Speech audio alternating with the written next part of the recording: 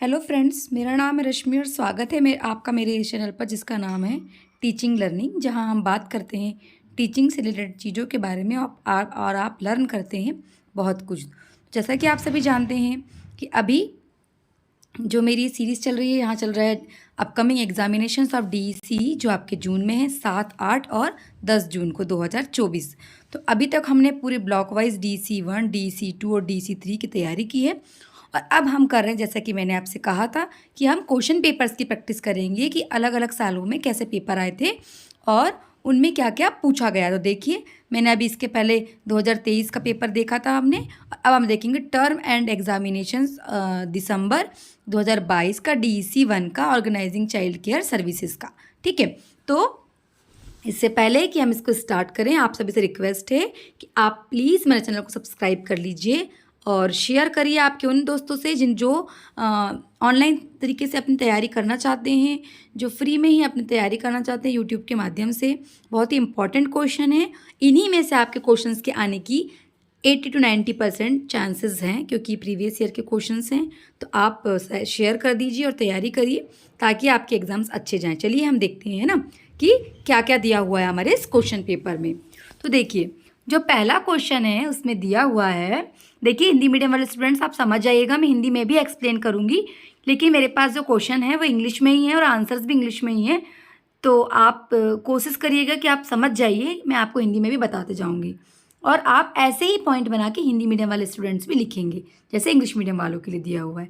तो जो क्वेश्चन आप सभी जानते हैं कि रूल ये है कि आपको क्वेश्चन नंबर 1 करना कंपलसरी होता है और उसके बाद के जितने भी क्वेश्चन दिए हुए हैं आपको, लगभग 6 क्वेश्चन या 7 क्वेश्चन होते हैं, तो वो आपको करना होता है एनी 5। तो चलिए हम करते हैं।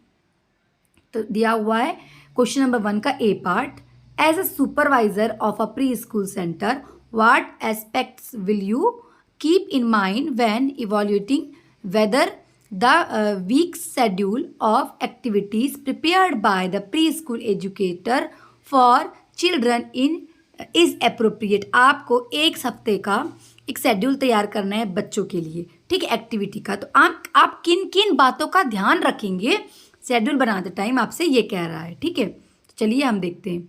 ठीक है, as a pre school centre supervisor, आप एक प्री स्कूल के वो टीचर के अकॉर्डिंग या टीचर हैं उसके हिसाब से, अब I would consider the following aspects, हम कौन कौन से एस्पेक्ट्स को ध्यान में रखेंगे इवोल्यूशन यानी कि मूल्यांकन करने के दौरान। तो चलिए देखते हैं। एक हफ्ते के दौरान की बात कर रहा है ना, पिछले क्वेश्चन में हमने देखा था क्वेश्चन नंबर 1 में कि एक दिन में आप सुबह 9 बजे से लेकर 12:30 बजे तक कैसे एक्टिविटी और क्या क्या आपका शेड्यूल होगा, वो था। ठीक है, अभी देखिए इसमें किन किन हमको मेन पॉइंट्स क्या होना चाहिए हम जब मूल्यांकन करेंगे। तो देखिए, मूल्यांकन के दौरान पहली जिस बात पे आपको ध्यान रखना, देखिए हाईलाइट में दिया करके दिया हुआ है आपको, ये देखिए मैं आपको बता दूं, सॉरी 1 मिनट, देखिएगा।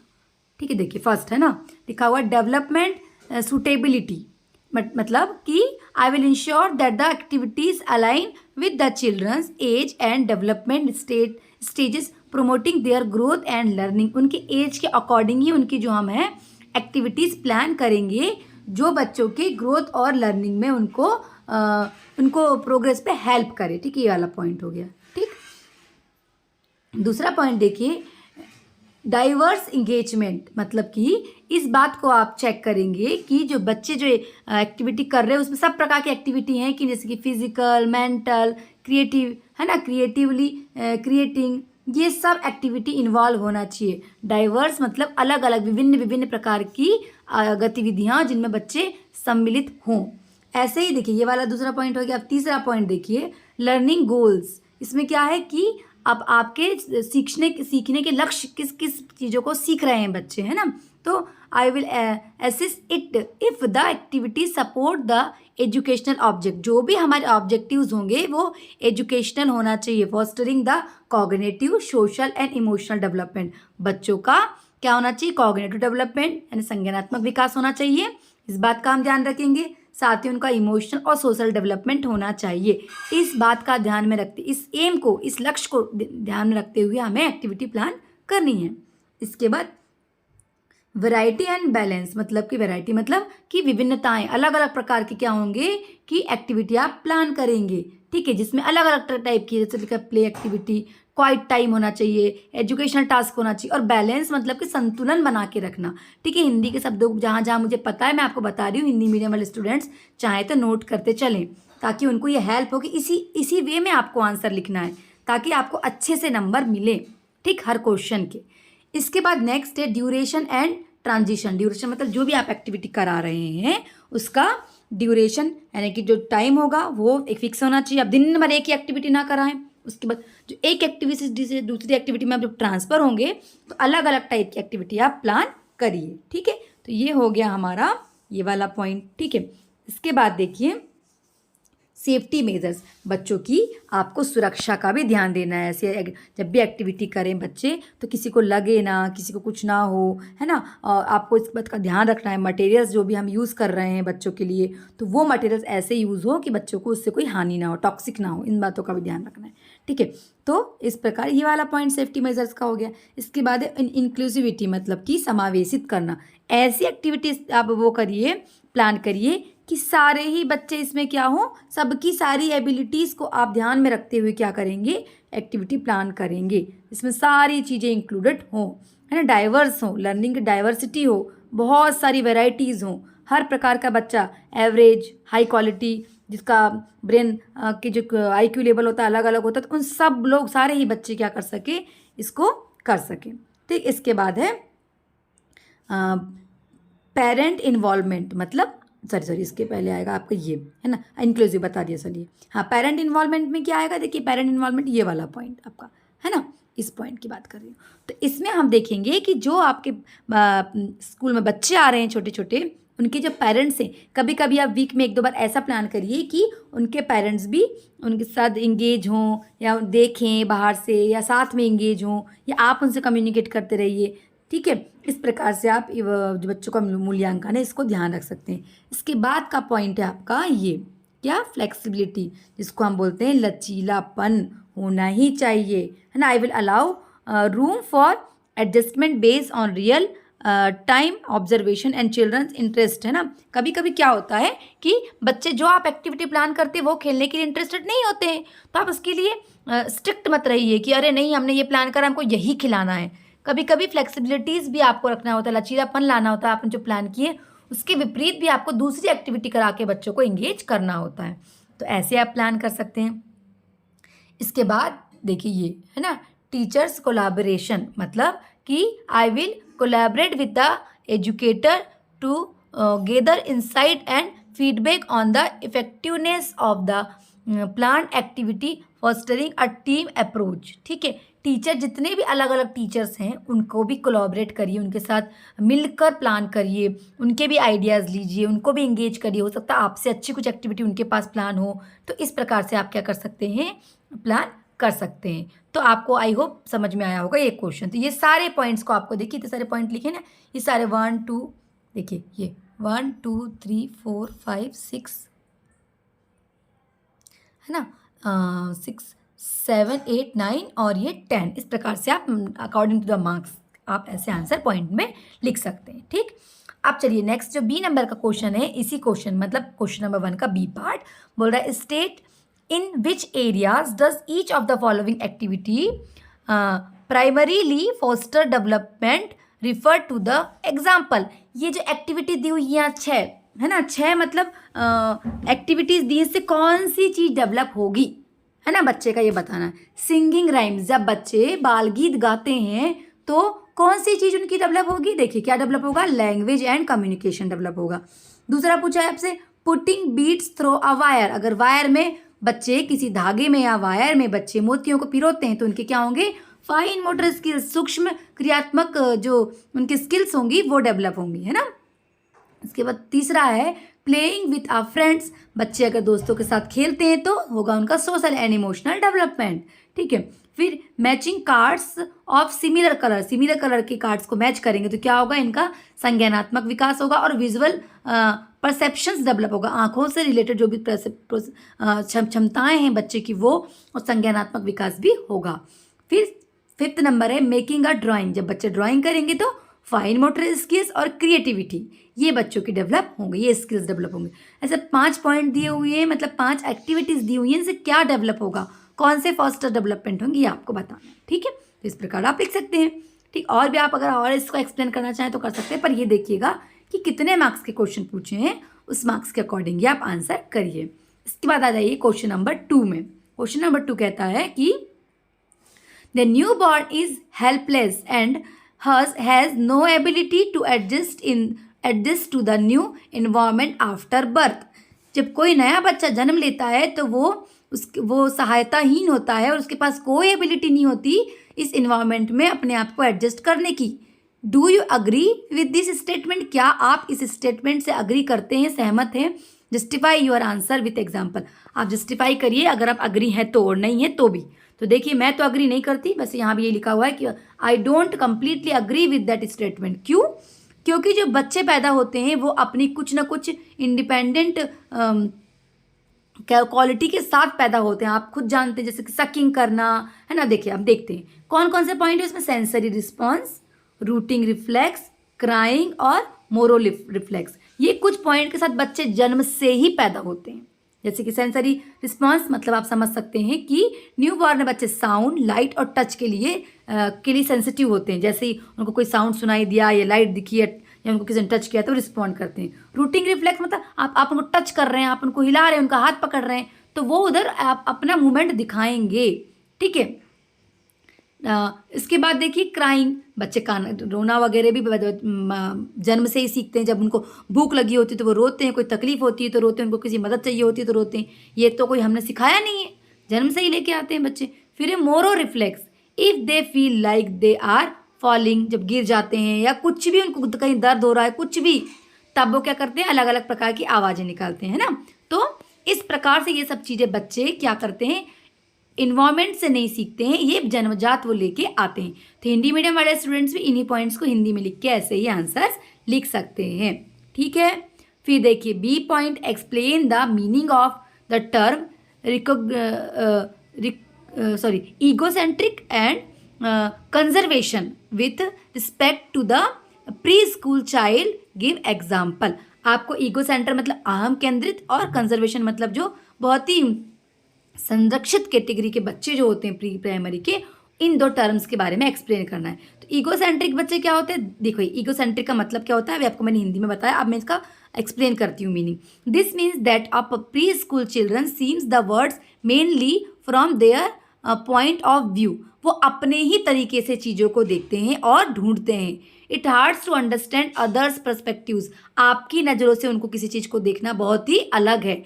जैसे कि आप एग्जाम्पल दिया हुआ है कि if a child hides their face, जब कोई बच्चा अपने चेहरे को अपने हाथों से ढक लेता है, दे माइट थिंक, वो सोचता है that other can't see them either, उसको लगता है कि सामने वाला मुझे नहीं देख रहा, जबकि ऐसा तो नहीं होता है। तो ये होता है ईगोसेंट्रिक का उदाहरण। इस प्रकार बच्चे अपनी ही दुनिया में अलग खोए रहते हैं। इसके बाद conservation, in the pre school years a child might not realize that the amount and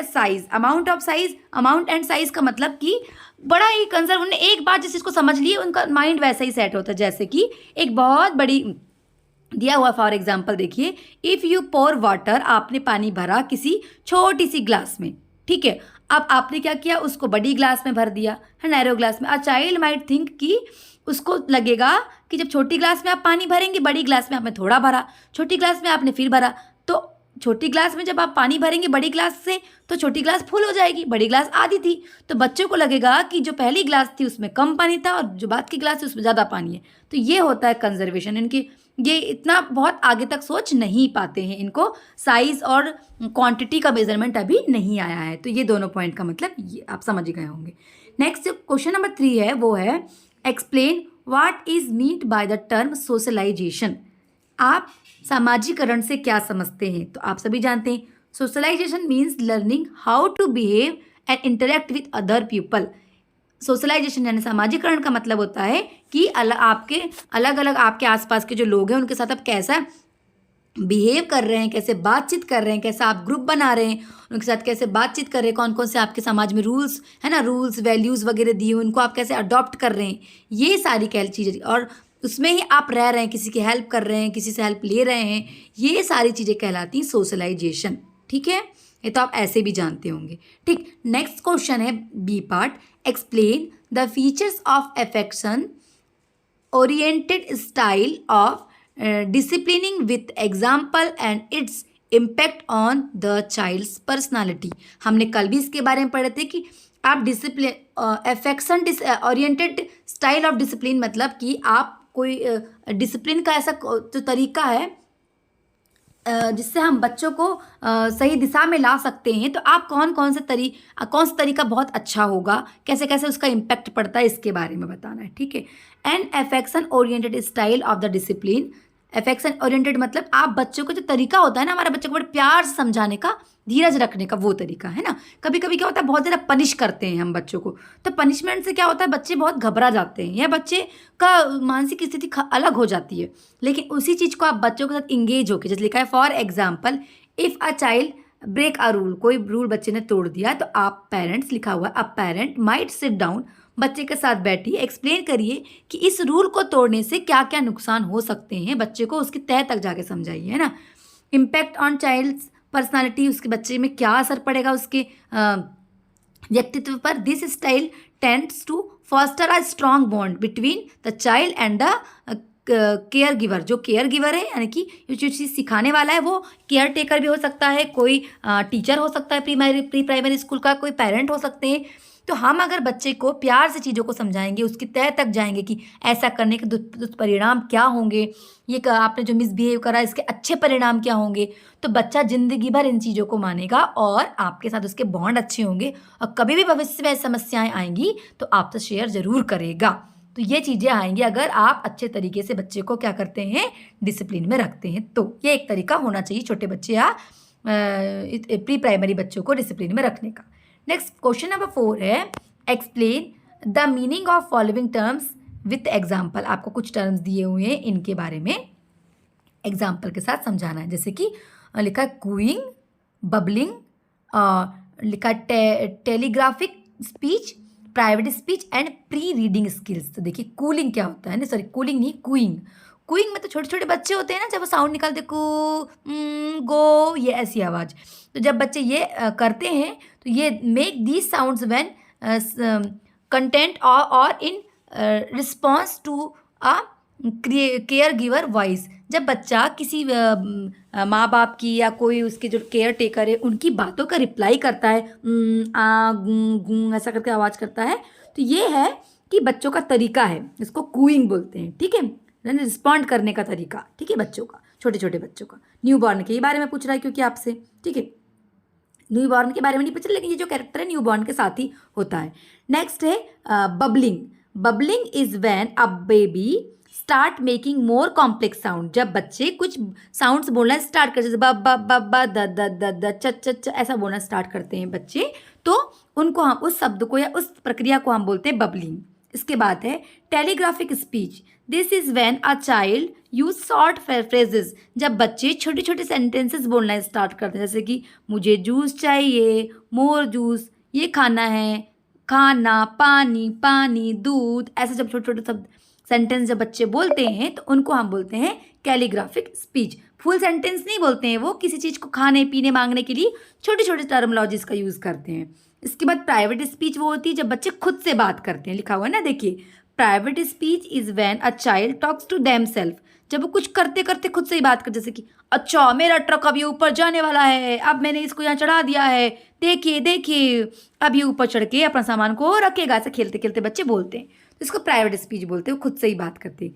pre reading skills, these are the skills that kids develop before they learn to read, है ना। मतलब रीडिंग करने से पहले जब बच्चे जिस चीज़ को लर्न करने लगते हैं उसको बोलते हैं प्री रीडिंग स्किल्स। इसमें क्या इंक्लूड होता है, रिकॉग्नाइजिंग लेटर्स, जैसे ABCD बोलना बच्चे सीख जाते हैं, साउंड सीख जाते हैं, उसका फोनिक साउंड सीखते हैं, है ना। इंटरेस्टेड इन स्टोरीज पढ़ना सीखते हैं, मतलब पढ़ना नहीं लेकिन पिक्चर्स को देख के बोलना सीख जाते हैं। तो इस प्रकार की चीज़ों को हम बोलते हैं प्री रीडिंग स्किल्स। अब रीडिंग करने के पहले की स्थिति है ये, ठीक है। इसके बाद question number D, state 5 ways by which the caregiver can help the child to acquire language during the first 6th year of life. जीवन के पहले 6 सालों में जो केयर गिवर है, या तो वो प्री प्राइमरी टीचर हो सकता है या कोई भी सेंटर में पढ़ाने वाला टीचर, तो उसके द्वारा ऐसे आपको 5 तरीके बताना है जिससे किसी 5-6 साल के बच्चे की लैंग्वेज का डेवलपमेंट हो। तो देखिए, टॉकिंग मतलब इंगेज इन कन्वर्सेशन, बच्चों को आपस में बात करने के लिए फोर्स करिए, उनसे बात करिए, खुद बात करिए, और कन्वर्सेशन क्लासरूम में भी करिए, और अलग अलग वर्ड्स का यूज़ करने दीजिए। इसके बाद रीडिंग, क्लासरूम्स में इजी वर्ड्स की उनको रीडिंग कराना सिखाइए, स्टोरी या फिर पोयम, ऐसा है ना, और जॉयफुल तरीके से सिखाइए ताकि वो भी वैसे ही करें। फिर narrating, describe daily activities and experience as you go along, daily की चीज़ें सिखाइए, जैसे today is a Monday, yesterday was, ऐसा ऐसा सिखाइए उनको, है ना। फिर good morning ma'am, may I go to toilet, है ना, इस टाइप की चीज़ें आप बोलेंगे ना बच्चों के साथ, ठीक है। आप नरेट करेंगे, आप चीज़ों को छोटी छोटी सेंटेंस सिखाएंगे जो डेली हम यूज़ करते हैं, बच्चे भी वो नरेट करते हैं, वही रिपीट करते हैं। तो रिपीट करना सिखाइए तो यूज़ करना भी सीख जाएंगे, ये है। फिर लिसनिंग, जितना बच्चे सुनते हैं, लिसनिंग मतलब सुनने की कैपेसिटी, तो वही बच्चे बोलते हैं, जैसे आप उच्चारण करेंगे बच्चे वैसे उच्चारण करेंगे। तो ये भी एक लैंग्वेज डेवलपमेंट का तरीका है, या बेस्ट वे कह सकते हैं हम। सिंगिंग एंड राइमिंग, ये सबसे बेस्ट तरीका है, प्री प्राइमरी में सिंगिंग एंड राइमिंग को इंक्लूड करते ही हैं, जिससे बच्चों के लैंग्वेज डेवलपमेंट होता ही है, जिसमें बाल गीत या कविताएं सुनाई जाती है बच्चों को, उनको भी सिखाई जाती है, साथ साथ में वो भी बोलते हैं और गाते हैं। तो ऐसे में बच्चों का क्या होता है, एक लैंग्वेज इन्वायरमेंट क्रिएट होता है जिससे बच्चों की लैंग्वेज डेवलपमेंट होता है। ठीक, क्वेश्चन नंबर 5 में आ गए हैं हम। What is meant by the term discovery areas in context of a preschool center, and how does it contribute to children's learning? ठीक है, एक्सप्लेन विथ एग्जाम्पल बोल रहा है कि डिस्कवरी एरिया का मतलब क्या होता है, और प्री प्राइमरी जो सेंटर्स हैं वो कैसे कंट्रीब्यूट, उसका क्या रोल है इसमें, ठीक है। तो आपको इसका एक्सप्लेन करना है। देखिए, सबसे पहले मैं आपको समझा देती हूँ कि डिस्कवरी एरिया मतलब एक ऐसा जगह जिसको हम बोलते हैं कि डिस्कवरी, जिसकी खोज वाली जगह जिसको हम बोल सकते हैं। तो खोज की जगह बहुत सारी हो सकती है। तो क्लासरूम में कौन कौन सी होती है जगह, वो हम देखते हैं। छोटे बच्चों के लिए क्लासरूम में, स्कूल में क्या क्या होना चाहिए।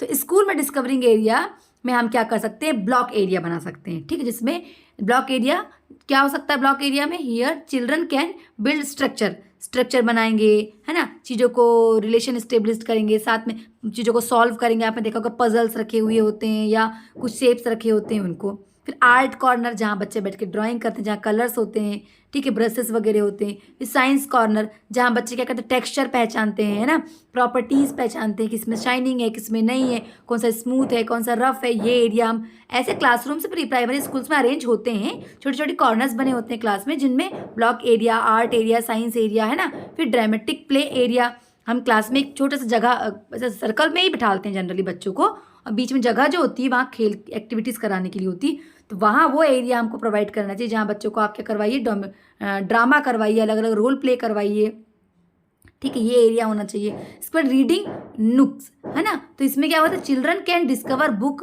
प्रमोटिंग लैंग्वेज स्किल, है ना, वो होता है। क्लासरूम में देखा छोटे छोटे रैक बने होते हैं ऐसे खांचे से, जहाँ बुक्स रखी होती है, और वहाँ बच्चे उनको देख के, चित्र वगैरह को देख के भी रीडिंग करते हैं, ठीक है। छोटे छोटे वर्ड्स लिखे होते हैं, उससे भी बच्चे रीडिंग करते हैं। देन नेक्स्ट क्वेश्चन है, how can you use the strategy of asking question to help children learn effectively, explain with example. आप किस प्रकार के क्वेश्चंस का यूज़ करेंगे जिससे बच्चों का क्या हो कि डेवलपमेंट हो, ठीक है। तो चलिए देखते हैं हम लोग किस प्रकार से करेंगे।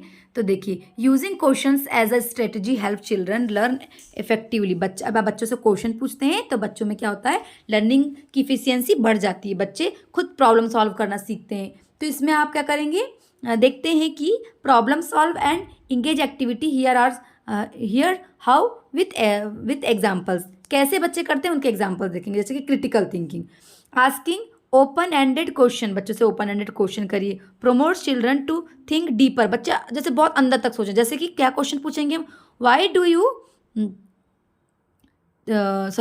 Do you think and think the characters made that choice in the story. अब कोई स्टोरी आपने सुना दी है तो बच्चों से आपको पूछना है कि वाई डू यू, आप कौन से आपको कैरेक्टर स्टोरी में बहुत अच्छा लगा, किसको आप चूज़ करेंगे, किसको क्या आप बनना चाहेंगे। ऐसे क्वेश्चंस भी आप कर सकते हैं किसी स्टोरी में, है ना, कोई भी स्टोरी सुनाने के बाद।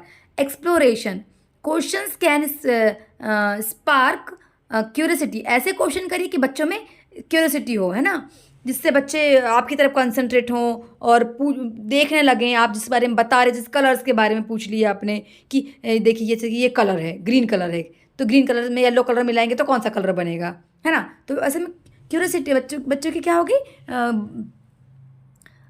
बच्चों में क्यूरियोसिटी बढ़ेगी। ठीक है, इसके बाद reflection, ask about their experience, बच्चे क्या एक्सपीरियंस करें। ठीक है, बच्चों ने क्या सीखा पर्टिकुलर किसी एग्जाम्पल से, आपका क्या फेवरेट पार्ट था, जैसे ट्रिप पे गए तो बेटा आपने क्या चीज़ आपको पसंद आई, ट्रिप में कौन सी चीज़ अच्छी लगी, ऐसे आप सिखा सकते हैं ना, पूछ सकते हैं बच्चों को। फिर है एक्सपेंडिंग वोकेबलरी, है ना, questions that encourage description and detail enhance language skill. आप कुछ अलग अलग वर्ड्स बता सकते हैं बच्चों को, जैसे कि आपने एनिमल्स दिखा दिए तो हम कहीं बच्चों को एनिमल्स दिखा रहे हो तो एनिमल्स से रिलेटेड वर्ड्स का कि उनके साउंड्स कैसे होते हैं, वो वोकेबलरी बच्चों की स्ट्रांग होगी। ठीक है, उससे अलग अलग वर्ड्स, अलग अलग साउंड्स, ठीक है, बॉडी पार्ट्स ऐसे सिखा सकते हैं आप। इसके बाद है प्रॉब्लम सॉल्विंग, कि कोई भी आपने समस्या दे दी है, जैसे बच्चों को दी how can we arrange these blocks, हम इन ब्लॉक्स को कैसे अरेंज करेंगे, छोटे से लेके बड़े या बड़े से लेके छोटे में, तो बच्चे फिर खुद करके दिखाएंगे आपको। इसके बाद है एक्टिव पार्टिसिपेशन, आपको ये देखना है कि बच्चे एक्टिवली पार्टिसिपेट कर रहे हैं। कभी कभी कुछ बच्चे कहते हैं बैठे हुए हैं कैसे भी, ठीक है, तो आप उसको एक्टिवली पार्टिसिपेट कर रहे हैं, इसके लिए क्या करेंगे, what would you like to learn about this topic, ऐसा पूछ सकते हैं। ठीक है, बच्चों से। इसके बाद क्वेश्चंस के तरीके हैं ना, जिससे बच्चे क्या करेंगे, बच्चों में डेवलपमेंट होगा। इसके बाद है connecting concept, question like how is this similar to what we learn before, अब जो आपने पहले पढ़ाया था उससे अभी जो पढ़ाया है वो कैसे कनेक्ट है, आपको ये बताना। जैसे कि सपोज आपने पहले पढ़ा दी एनिमल्स, उसके बाद आप पढ़ा रहे बेबीज ऑफ द एनिमल्स, तो आप बोलेंगे कि बताओ बेटा ये कैसे कनेक्ट है, ये किटन है, अब ये कैट है, ये कैसे रिलेटेड है, तो बताएंगे बच्चे कि अरे ये तो इसकी मम्मा है, ये इसका बच्चा है। तो ऐसे आप प्रीवियस नॉलेज से प्रेजेंट नॉलेज को कनेक्ट करके पढ़ाइए। ठीक, इस प्रकार से क्वेश्चंस के माध्यम से हम बच्चों को क्या कर सकते हैं, by using question effectively caregiver and teachers foster of dynamic learning environment, हम अलग अलग वेराइटी ऑफ लर्निंग एनवायरनमेंट को क्लास में क्रिएट कर सकते हैं, जिससे बच्चों का क्या होगा, लर्निंग इंप्रूवमेंट होगी। नेक्स्ट है sixth question, describe one play based activity each for developing each of the following. ठीक है, आपको अलग अलग दिए हुए हैं, ABC कुछ करके दिया हुआ है, तो देखते हैं कि कौन कौन सी आप क्या करोगे, एक्टिविटी प्लान करोगे, आपको एग्जाम्पल के साथ बताना है। ठीक है, चलिए हम देखते हैं। पहला है play based activity, sorting fun, तो इसमें आपको 4 ईयर के बच्चों के लिए द एबिलिटी टू क्लासीफाई करना है चीज़ों को। इसके लिए क्या करेंगे आप, डिस्क्रिप्शन, आपको देखिए डिस्क्रिप्शन दिया हुआ है और फिर बेनिफिट क्या होगा वो दिया हुआ है। ठीक है, प्ले वे मेथड्स का। ठीक है, तो देखिए प्ले बेस्ड एक्टिविटी का, तो सॉर्टिंग फन मतलब कि सॉर्टिंग करना मतलब चीज़ों को अलग अलग करना। तो अभी क्या करेंगे, हम बच्चों को अलग अलग कलर के, अलग अलग शेप के, अलग अलग साइज़ की बहुत सारी चीज़ें दे देंगे, है ना, मिक्स करके। जैसे ट्रायंगल दे दिए अलग अलग कलर के, फ्लावर्स दे दिए अलग अलग कलर के, सर्कल दे दिए अलग अलग कलर के, शेप के अलग अलग दे दिए, अलग अलग साइज़ के दे दिए। और बच्चों को पहले हमने कलर वाइज अलग करने के लिए बोला, फिर शेप वाइज, फिर साइज वाइज। तो इससे क्या होगा, बच्चे शॉर्टिंग से भी क्या चीज़ सीख जाएंगे, शेप, साइज और कलर भी आइडेंटिफाई करना बच्चे सीख जाएंगे, ये बेनिफिट्स होगा।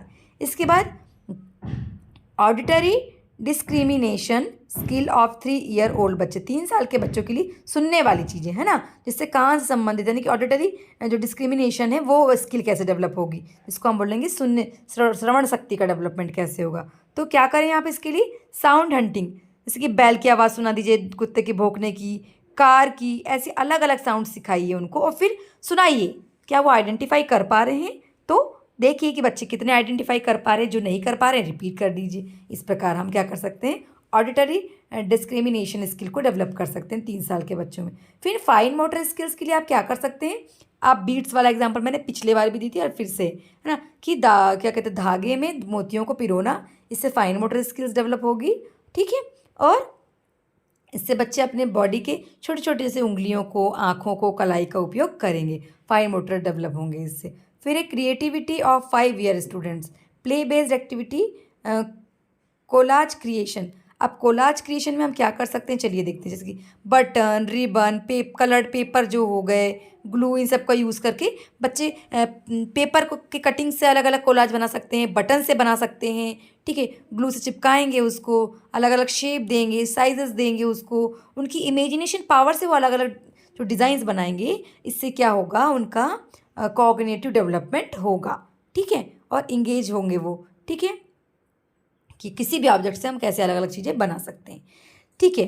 Last but not the least question आपका, describe, 7th question, describe any 2 of the following. ये देखिए, A, B, C and D, ऐसे आपको 4 पॉइंट दिए, आपको कोई भी 2 एक्सप्लेन करना है, पर मैं आपको यहाँ पे चारों को एक्सप्लेन करके बता देती हूँ, आप कोई भी 2 एक्सप्लेन कर लीजिएगा, ठीक है।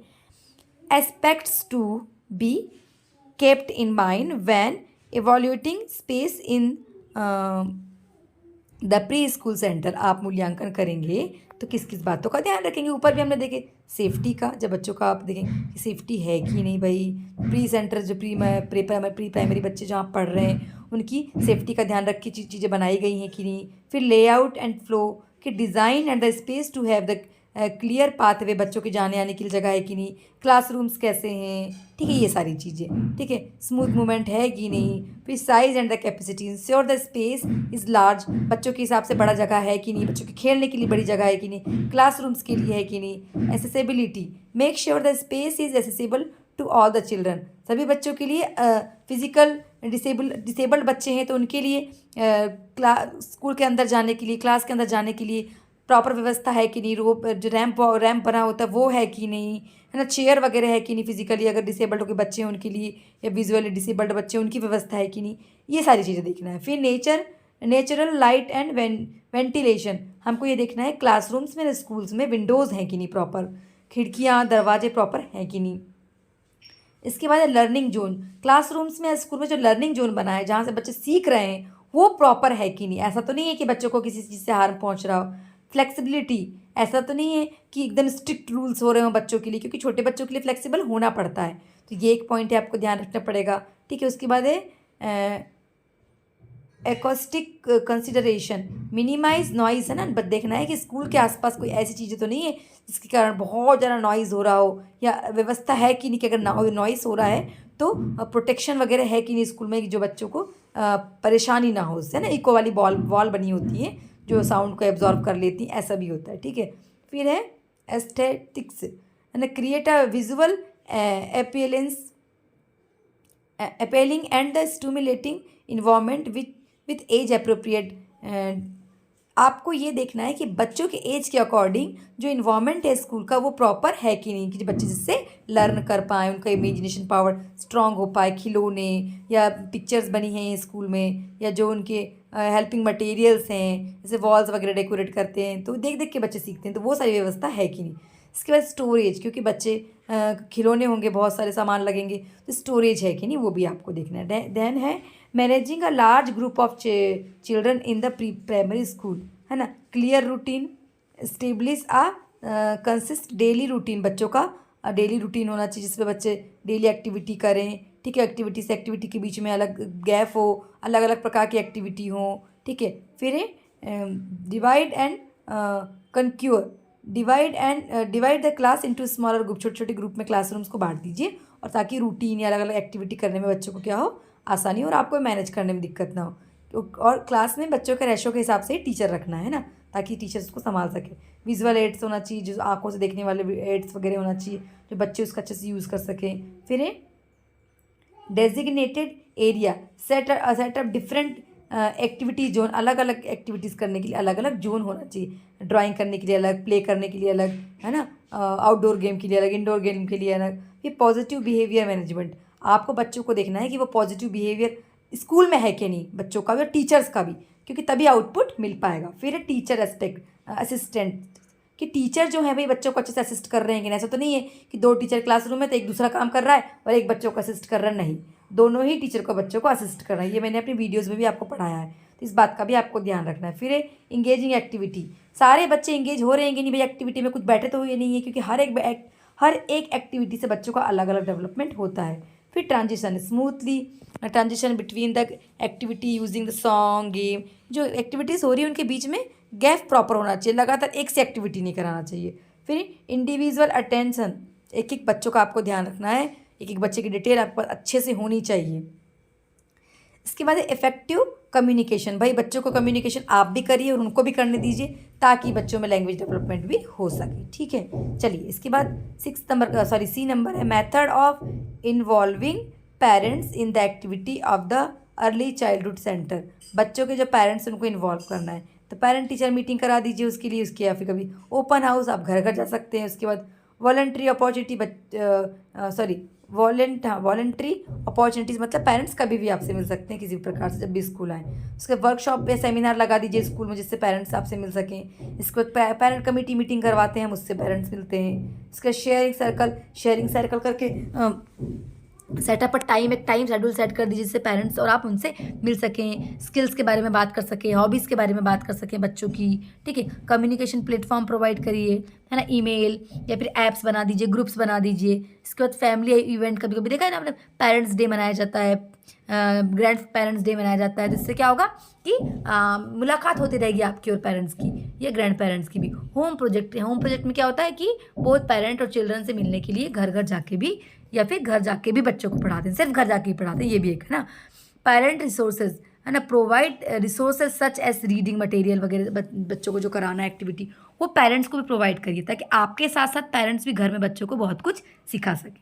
इसके बाद last but not least function of language, ठीक है। फंक्शंस ऑफ लैंग्वेज के लिए हम क्या करेंगे, communication. The primary function of language is to ensure individual to convey information through and thoughts and the feelings to other.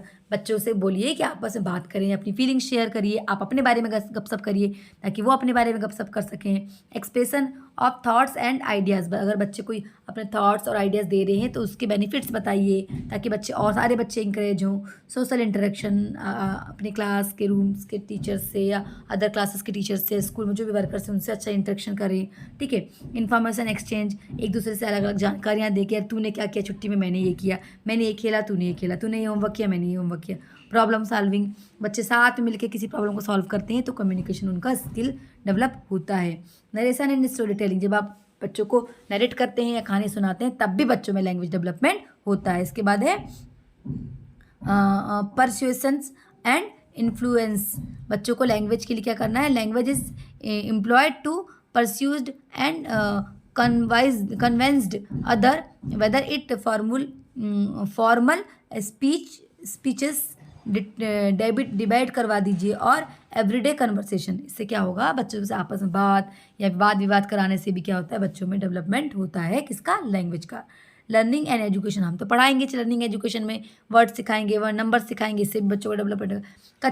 Cultural transmission में क्या होगा कि आप ऐसी कुछ अलग अलग जगहों की प्लेसेस वगैरह जो हैं वहाँ ले जा लीजिए, उनके बारे में बताइए, मंदिर या कोई भी ऐसी जगह हो सकती है, ठीक है, उसके बारे में आप बता के भी बच्चों को क्या कर सकते हैं, कल्चरल डेवलपमेंट कर सकते हैं। इसके बाद है आइडेंटिटी एक्सप्रेशन, बच्चे क्या करें, लैंग्वेज इज एसेंशियल पार्ट, है ना, of the individual and group identity. किसी बच्चे की आइडेंटिटी को बताने के लिए भैया लैंग्वेज सबसे बड़ी चीज़ रोल प्ले करती है। तो उसके लिए क्या होगा कि हम आइडेंटिटी के बारे में यहाँ दिया हुआ है कि बच्चे क्या करें, reflecting culture, regional and social affiliations, बच्चे अपने अपने घर के बारे में, दिवाली कैसे मनाए, किसने क्या मनाया, इसके बारे में बात करेंगे, रक्षाबंधन कैसे मनाए, इसके बारे में बात करवा दीजिए। तो ऐसे जब बच्चे बात करते हैं तो आपस में बात करने से भी लैंग्वेज का डेवलपमेंट बच्चों के बीच में होते रहता है। तो ये सारे थे आपके क्वेश्चंस। आई होप आपको ये क्वेश्चंस, इनमें दिए हुए पॉइंट, देखिए आंसर्स को ऐसे ही पॉइंट में लिखना होता है। आप ब्लैक और ब्लू पेन का यूज़ कर सकते हैं। अगर सिर्फ आप ब्लू पेन का यूज़ कर रहे हैं तो आप एक बात का ध्यान रखिएगा कि अंडरलाइन कर दीजिए पॉइंट टू पॉइंट, और यहाँ पे पॉइंट्स को नंबर नहीं दिया गया, आप वो नंबर भी दे दे कि आप ऐसे आंसर्स को क्या कर सकते हैं। जैसे कि अभी ये वाला क्वेश्चन है ना बी, देखिए इसको आप नंबर 1 दे दीजिए, नंबर 2 दे दीजिए, नंबर 3 दे दीजिए, ठीक है। इसके बाद आप ऐसा, उन्होंने नंबर नहीं दिया है, फिर नंबर 4, नंबर 5, नंबर 6, नंबर 7, ऐसे इनके सामने इधर आप क्या कर सकते हैं, नंबर भी लिख सकते हैं। इससे आपको आंसर्स और इफेक्टिव तरीके से इफेक्टिव दिखाई देगा। और आपका आंसर्स बहुत इफेक्टिव लगेंगे, नंबर भी अच्छे से मिलेंगे। तो देखिए आप क्वेश्चन पढ़ लीजिए, किस क्वेश्चन को कितने मार्क्स बोला है, उस मार्क्स के अकॉर्डिंग उतने ही पॉइंट्स में आंसर एक्सप्लेन करिए, ताकि आपकी मार्किंग क्या हो, अच्छे से हो। आई होप आपको मेरा पढ़ाया हुआ समझ में आया होगा। इसके आगे पार्ट नंबर 3 हम आगे लेके आएंगे, जिसमें हम नेक्स्ट पेपर सॉल्व करेंगे। तो आप जुड़े रहिए, शेयर करिए अपने दोस्तों से, ताकि सभी की फ्री में हेल्प हो जाए फ्रेंड्स। आपकी तरफ से आपका थैंक यू मैसेज मेरे लिए सिर्फ यही होगा कि आप सब्सक्राइब करेंगे और फ्रेंड्स को आपने शेयर करेंगे, ताकि उनके एग्जाम्स बहुत अच्छे जाएँ।